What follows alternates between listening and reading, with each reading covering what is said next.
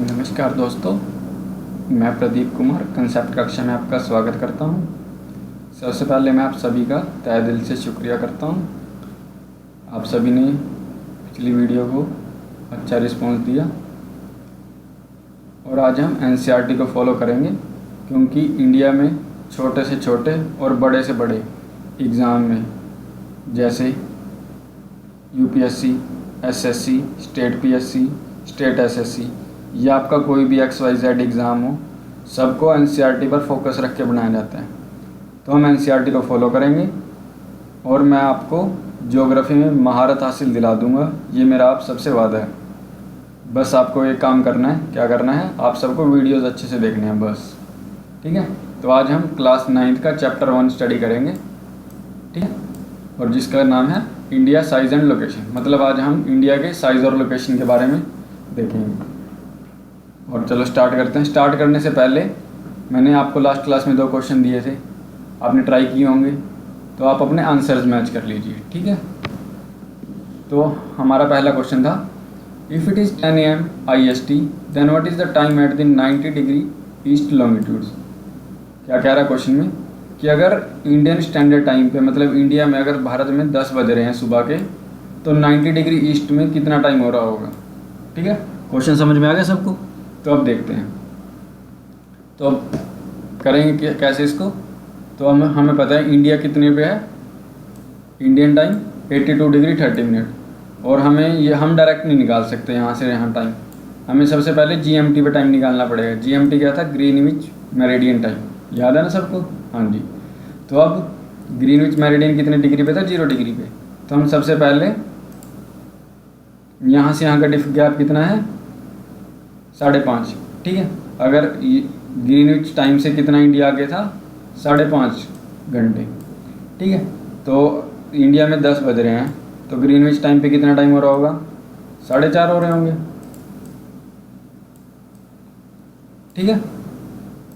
तो Greenwich time पे यहाँ पे 4:30 हो रहे हैं, और हमें ईस्ट पे निकालना है। तो हमें पता था कि 1 घंटे 15 डिग्री कितने 1 घंटे में कवर करता है, तो 90 डिग्री कितने घंटे में कवर करेगा? 6 घंटे में। तो हम यहाँ से 6 घंटे आगे हैं, तो यहाँ क्या आ जाएगा? 6 घंटे आगे हैं, ठीक है। तो हम ग्रीनविच टाइम पे 6 घंटे ऐड कर देंगे, और ग्रीनविच टाइम कितना है? टाइम कितना था? 4:30 बज रहे थे सुबह के, ठीक है। तो यहाँ पे ग्रीनविच मेरिडियन टाइम पे कितना था? 4:30, और तो अब यहाँ पे कितना टाइम हो गया? अगर हम इसमें 6 ऐड कर दें तो यहाँ पे टाइम कितना आ जाएगा हमारा?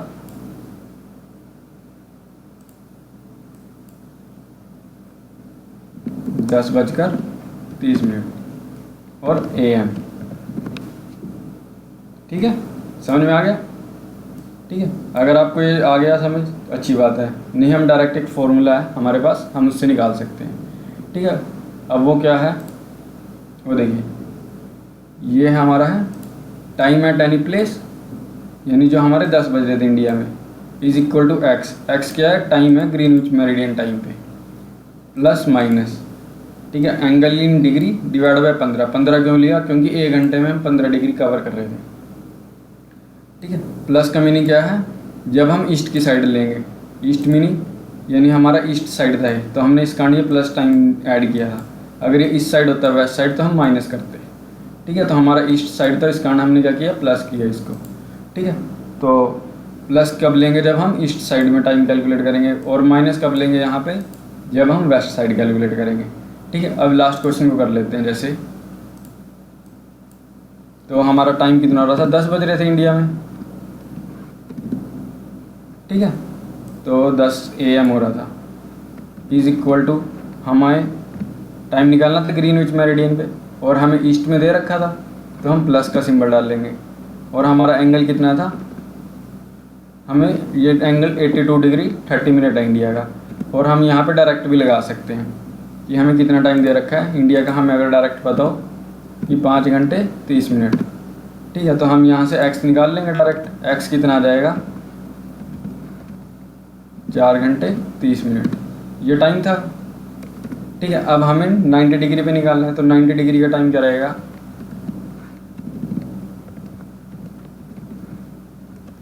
टाइम x पे हमने निकाल लिया, तो मान लेते हैं एक बार x इज प्लस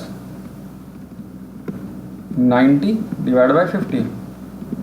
ठीक है, अब यहाँ पे वैल्यूज पुट करें तो x की वैल्यू हमारे पास कितनी थी, 4.5 प्लस 90 डिवाइड बाई 6, तो हमारे पास क्या आ गया आंसर, 10:30, और AM था तो AM। ठीक है, ऐसे भी निकाल सकते हो। ठीक है, और दूसरा क्वेश्चन क्या था हमारे पास,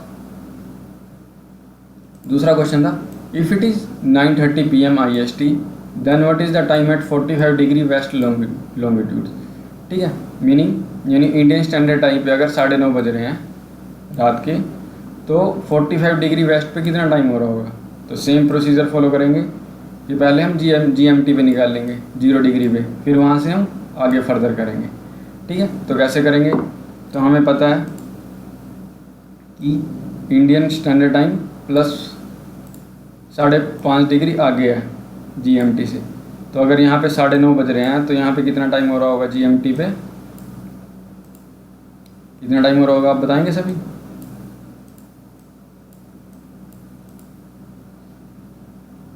चार बज जाएंगे ना, उसमें से माइनस कर लेंगे तो यहाँ हो जाएंगे 4 और PM रहेगा।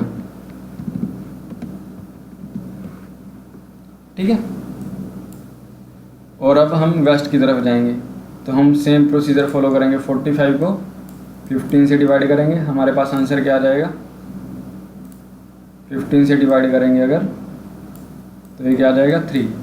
और जैसा कि हमने पहले पढ़ा था वेस्ट साइड हम क्या करते हैं माइनस, तो हम 4 यहाँ पे बज रहे थे तो 4 में से 3 माइनस कर देंगे, तो हमारे पास यहाँ कितना आंसर आ जाएगा 1। ठीक है, तो यहाँ पे कितने बज रहे होंगे 8 PM। ठीक है, तो ये आंसर हो गया। ठीक है, इसको दूसरे मेथड से अगर फॉर्मूले से करना है तो उससे भी कर सकते हो। अब इसको हम डायरेक्ट कर सकते हैं, जैसे तो हमारा यहाँ पे टाइम दे रखा था इंडिया में 9:30, हमें ग्रीनविच पे निकालना था प्लस, और हमें पता है इंडिया के कितना 5:30। ठीक है, तो x हमारा आ जाएगा यहाँ से, x हमारा कितना आ गया 4। ठीक है, अब हमें टाइम निकालना है 45 डिग्री वेस्ट पे, 45 डिग्री वेस्ट पे टाइम निकालना है, तो कैसे आएगा, टाइम 45 पे इक्वल टू x, अब वेस्ट है हमारा, वेस्ट पे निकालना है तो माइनस 45 डिवाइड बाय 15, तो इक्वल टू x की वैल्यू हमारे पास 4 है माइनस 3 आ गया ना समझ, is equal to 1 PM, not PM इधर हो रहा था। ठीक है, तो इधर आ जाएगा, 1 मिनट क्वेश्चन चेक कर लेता हूँ मैं, तो 1 PM। ठीक है, ठीक है, तो ये हो गया लास्ट क्वेश्चन। अब हम पढ़ते हैं इंडिया की लोकेशन और साइज़, क्लास 9 शुरू करते हैं अब हम यहाँ से। तो अब हमें पढ़ना है इंडिया की लोकेशन कहाँ पे है। ठीक है, जैसे कि हम पढ़ चुके थे इंडिया कहाँ पे है, नॉर्दर्न लैटिट्यूड में यहाँ से। ठीक है, और इधर से देखें तो ईस्ट में है। ठीक है, इस साइड से कहाँ है इंडिया, ईस्ट में। ठीक है, तो हमारा प्यारा भारत इधर है,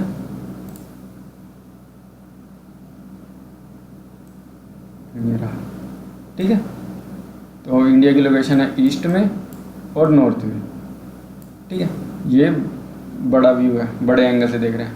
ठीक है, अब हम इसको जूम कर लेते हैं तो हमें इंडिया हमारा ऐसा दिखेगा। ठीक है, अब हमें इंडिया की बारे में पूरा स्टडी करना है हम इंडियन ज्योग्राफी पढ़ेंगे अब हम, ठीक है। और मैं आपको विश्वास दिलाता हूँ आप इसमें एक्सपर्ट हो जाओगे, बस आपको वीडियोस देखने हैं, ठीक है फ्रेंड्स। तो अब स्टार्ट करते हैं इंडिया के बारे में, ठीक है। तो इंडिया के बारे में पढ़ लेते हैं दो लाइनें क्या क्या लिखा हुआ है, ठीक है।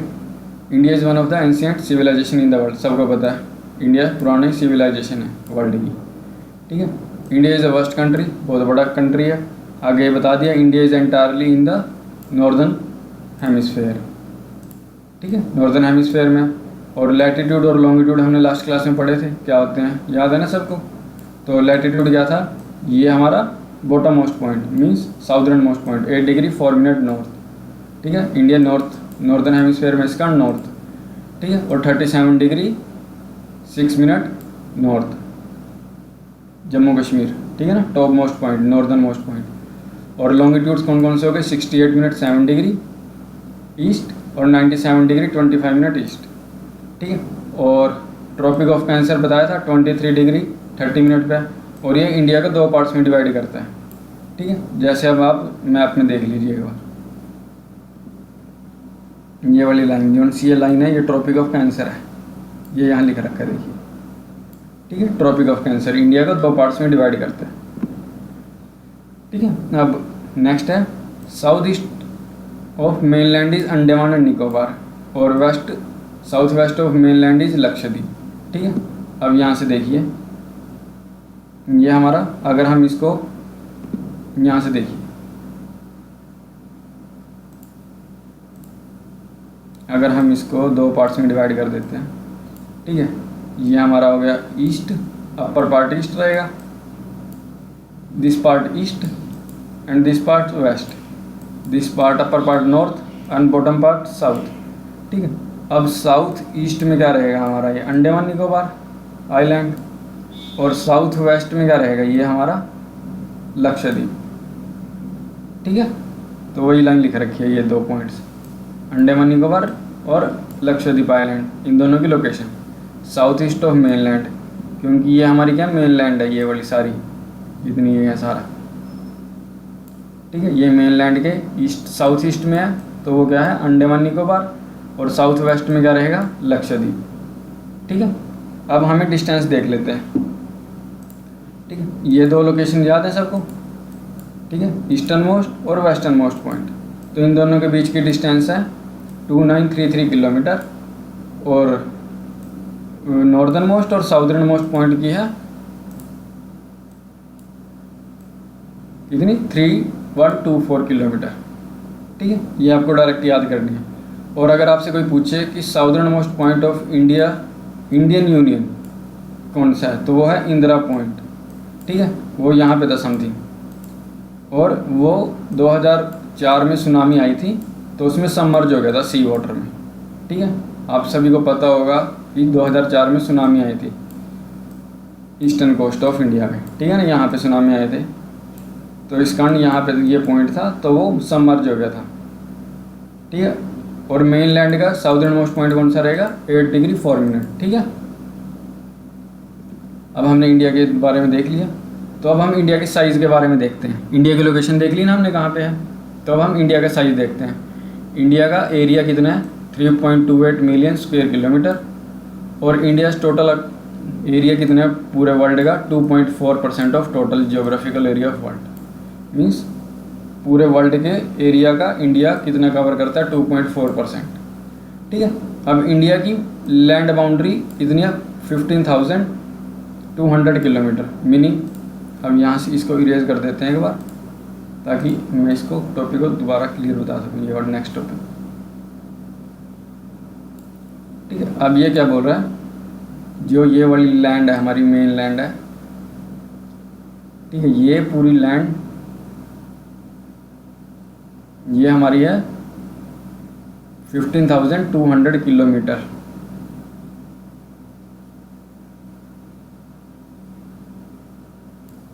ठीक है। जो मैंने रेड से रिप्रेजेंट किया ये हमारी मेन लाइन है, ये हमारी लाइन कितनी है 15,200 किलोमीटर, ठीक है। और नेक्स्ट लाइन क्या बोल रहा है कि इंडिया हैज़ लैंड बाउंड्री हो गया, अब है coastal line of mainland is 7516। ठीक है, अब ये कोस्टल लाइन कौन सी है यहाँ समझिए, ये जो मैं ब्लू से रिप्रेजेंट कर रहा हूँ ये हमारी क्या कोस्टल लाइन है। ठीक है, इतनी, और यहाँ पे भी है जो छोटे छोटे आइलैंड है इनकी। ठीक है, इसको भी इंक्लूड करके ये कितनी है 7516 7516.6 किलोमीटर। ठीक है, तो ये याद होगी कोस्टल लाइन और मेन लैंड बाउंड्री कितनी है, कोस्टल बाउंड्री और मेन लैंड बाउंड्री। ठीक है, अब इंडिया की पोजीशन कितनी है वर्ल्ड में एरिया वाइज 7th पे। ठीक है, तो मतलब इंडिया से बड़े एरिया वाइज कितने कंट्री हैं, 6 कंट्री। तो हमें 6 कंट्री के नाम याद होने चाहिए और उनकी लोकेशन याद होनी चाहिए। ज्योग्राफी का मीनिंग ये है कि हमें नाम याद करने, हमें लोकेशंस भी पता होनी चाहिए कि कौन सा कंट्री कहाँ पे है, कौन सी आइलैंड कहाँ पे है। ठीक है, तो कौन सा पहाड़ कहाँ पे है, जो भी आगे हम स्टडी करेंगे। तो हमें रट्टा नहीं मारना किसी चीज़ का, हमें कंसेप्ट समझना है। ठीक है, इसीलिए चैनल का नाम भी कंसेप्ट कक्षा रखा गया है। ठीक है, तो अब हम इंडिया से बड़े बड़े कौन से कंट्री है, रशिया है number 1, second Canada, third USA, fourth China, fifth Brazil, sixth Australia और 7th पे अपना प्यारा भारत। ठीक है, तो अब हमें इन कंट्रीज़ की लोकेशन देखनी है। ठीक है, ये हमारे पास वर्ल्ड का मैप है, ये वर्ल्ड का मैप है हमारे पास। ठीक है, अब हम इसमें देखेंगे कि हमारा इंडिया कहाँ कहाँ पे है, इंडिया से बड़े कंट्री कौन कौन से हैं सबसे पहले। ठीक है, तो अब हम ये रशिया, ठीक है, तो रशिया कहाँ पे है, ये सब ये वाला पूरा एरिया जो कवर कर रहा है। ठीक है, और रशिया की कैपिटल है मॉस्को। ठीक है, रशिया पता लग गया सबकी लोकेशन कहाँ पे है। एक बार दोबारा बताऊँ, ये वाला portion, this portion is Russia, red dot घूम रहा है जहाँ पे। ठीक है, अब सेकंड कनाडा, कनाडा कहाँ पे है सबको पता होगा, अगर नहीं पता तो डोंट वरी, अब वीडियोस के बाद आपको सब पता लग जाएगा। ये रहा। ठीक है, this one is Canada, Canada की कैपिटल ओटावा, कैपिटल भी याद करने की कोशिश कीजिए। ठीक है ना, तो कनाडा की कैपिटल ओटावा, ये पूरा कनाडा है। ठीक है, थर्ड पे आता है यूएसए, यूएसए ये रहा। ठीक है, आगे फोर्थ पे चाइना, चाइना सबको पता होगा, इंडिया से अपर पार्ट में ये चाइना, चाइना की कैपिटल बीजिंग। और मैं यूएसए की कैपिटल बताना भूल गया, उसकी कौन सी है, वाशिंगटन। ठीक है, और हमारा फिफ्थ पे है सबसे बड़ा country area wise Brazil, Brazil ये कहाँ पे है, ये रहा नॉर्थ अमेरिका कंट्री, ये रहा ब्राज़ील, ब्राज़ीला कैपिटल। ठीक है, और ऑस्ट्रेलिया तो सबको पता होता है, ये रहा, और कैनबेरा, ऑस्ट्रेलिया कैपिटल कौन से, कैनबेरा। और फिर हमारा भारत, ये रहा बड़ा इंडिया, कैपिटल सबको पता होगी न्यू दिल्ली। ठीक है, अब मैं दोबारा से एक बार सबकी लोकेशन बता देता हूँ। नंबर 1 रशिया, ये रहा Russia, second Canada, this one is Canada, third USA, fourth China, fifth Brazil, sixth Australia, 7th India. ठीक है, याद हो गया सबको। अब आपने देखा होगा कि सन ईस्ट से राइज करता है सबसे पहले अरुणाचल प्रदेश से इंडिया में, और इंडिया का ईस्टर्न मोस्ट पॉइंट कितना है 97 डिग्री 25 मिनट। और सन यहाँ से जाता जाता, और वेस्टर्न मोस्ट पॉइंट कौन सा है, गुजरात का, और वो है 68 डिग्री 7 मिनट ईस्ट पे।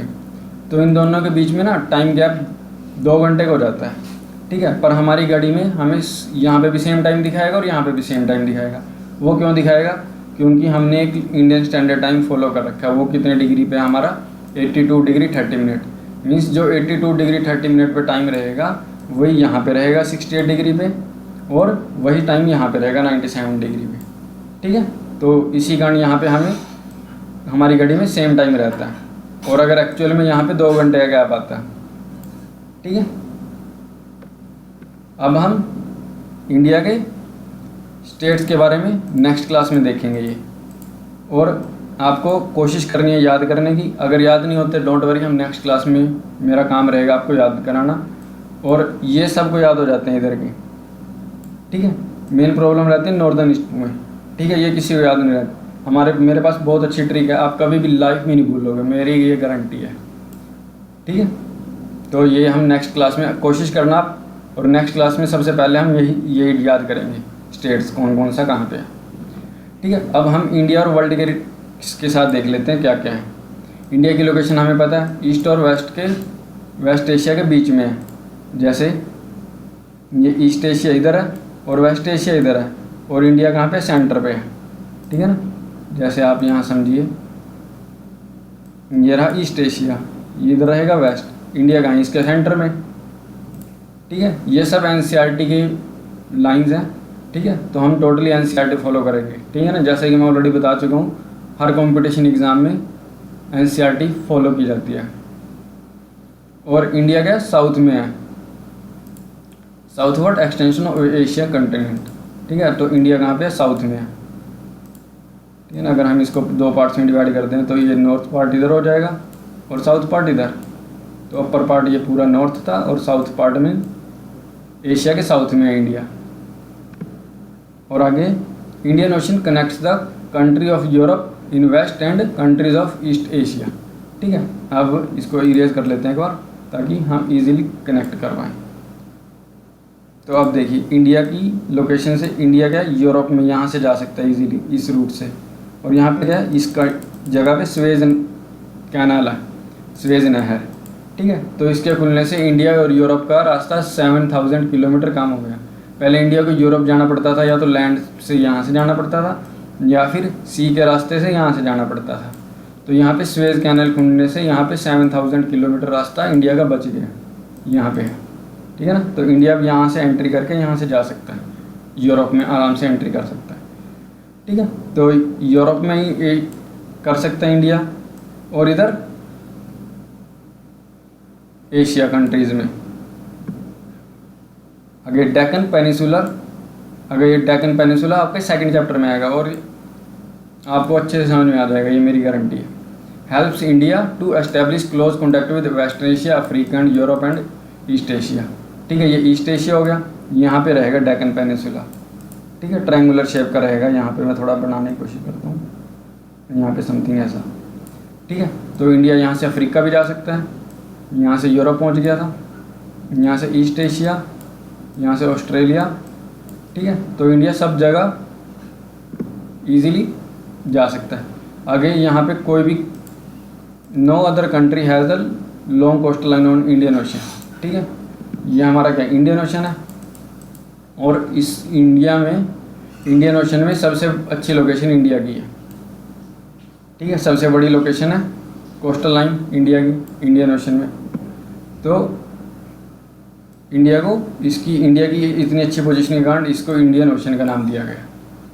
ठीक है, तो अब हम ये देख लेते हैं एक बार इंडिया की कहाँ से, ये मैंने बताया था, ये स्वेज कैनाल मैंने बताया था वहाँ पे। तो यहाँ से इंडिया यूरोप में एंट्री कर सकता है। ठीक है, और ये रेड डार्क लाइंस हैं जो ये बता रही हैं एयर रूट, यानी इंडिया कहाँ से जा रहा है, और ये डॉटेड लाइन और ब्लू कलर में ये सी रूट है इंडिया का। ठीक है, इंडिया कहाँ देखो, अफ्रीका जा रहा है, ईस्ट एशिया जा रहा है, ठीक है ना, यूरोप जा रहा है, ठीक है ना, कनेक्ट कर रहा है मीन्स। और इंडिया के नेबरिंग कंट्री कौन कौन से हैं पहले तो हमें वो पता होने चाहिए। ठीक है, हमें याद पता लग गया ना, लक्षद्वीप की तरह अरेबियन सी में, और अंडमान निकोबार की तरह बे ऑफ बंगाल में। ठीक है ना, इंडिया के ईस्ट में है, साउथ ईस्ट में बे ऑफ बंगाल, और साउथ वेस्ट में अरेबियन सी। ठीक है, अब हम इंडिया के कंट्रीज़ देख लेते हैं, नेबरिंग कंट्री कौन कौन से। अगर हम इंडिया को दो ऐसे पार्ट्स में डिवाइड कर रहे हैं तो इधर रहेंगे ईस्टर्न कंट्री, और इधर में वेस्टर्न, इधर साइड नॉर्थ, और बॉटम साइड साउथ। ठीक है, अब नॉर्थ वेस्ट में कौन कौन से कंट्री हैं, पाकिस्तान और अफ़गानिस्तान। ठीक है, पाकिस्तान सबको पता है, अफ़गानिस्तान की थोड़ी सी बाउंड्री यहाँ पे टच होती है जम्मू कश्मीर में 30 पोर्शन में, ठीक है। तो अफ़गानिस्तान सेकंड कंट्री है जिससे इंडिया की बाउंड्री टच होती है। आगे आता है नॉर्थ में सबको पता है, एक चाइना, नेपाल और भूटान, ये 3 कंट्री हैं। चाइना तिब्बत का पार्ट था, तिब्बत चाइना का पार्ट है तो तिब्बत भी बोल सकते हैं इसको। नेपाल और भूटान। और ईस्ट में कौन कौन से हो गए, यहाँ से देखिए सेंटर से, तो ईस्ट में बांग्लादेश और इधर म्यांमार और बांग्लादेश। म्यांमार का पुराना नाम क्या था, बर्मा। और साउथ में कौन कौन से हैं, श्रीलंका सबको पता है, और एक है मालदीव्स, ठीक है, श्रीलंका और मालदीव्स। और इंडिया और यहाँ पे एक बार मैं थोड़ा इरेज कर दूँ, मुझे बताना है यहाँ पे कुछ, हाँ जी। तो अब यहाँ से देखिए, इंडिया और श्रीलंका के बीच में आपको पता होगा यहाँ से रास्ता जाता है, ठीक है। तो इस रास्ते को क्या नाम दिया जाता है, इसको नाम दिया जाता है पल्क स्ट्रेट और गल्फ ऑफ मन्नार। स्ट्रेट क्या होता है, स्ट्रेट का मीनिंग है, जो स्ट्रेट लिखा हुआ है, दो लैंड के बीच में कोई रास्ता होना। दो लैंड है ये, इंडिया और श्रीलंका, इनके बीच में रास्ता है, ठीक है ना, ये रास्ता। तो इसको क्या बोलते हैं, स्ट्रेट, ठीक है फ्रेंड्स। तो thank you very much for watching the video.